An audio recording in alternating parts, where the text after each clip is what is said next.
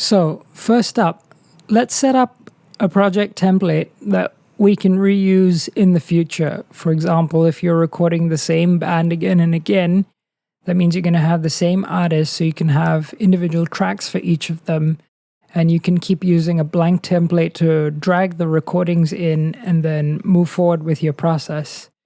So in the case of my own personal band, I've got basically 5 different types of audio, and there's a guitarist, there's a trombonist, there's a trumpet player, a singer, and parts from a computer. So I'm going to make a track for each instrument.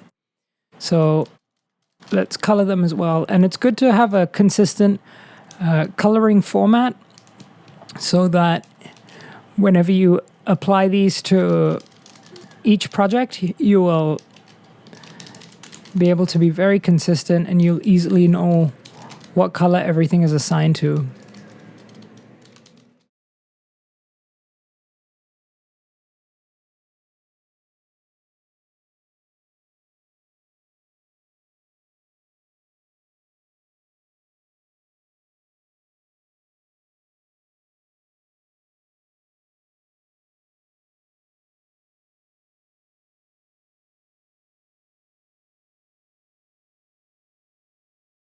Okay, I'll settle with these colors for now, and I'll just save this.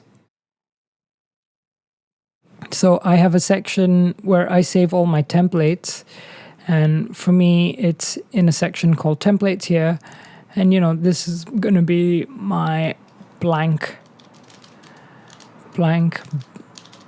band recording template, for example. And so anytime I open up a project, and if I want to have specific types of processing, I can add those plugins inside here or there. And every time I open up the project, it will have all those plugins or whatever I need necessary. And it just takes me one step forward to editing quickly. Let's get down to adding some audio files.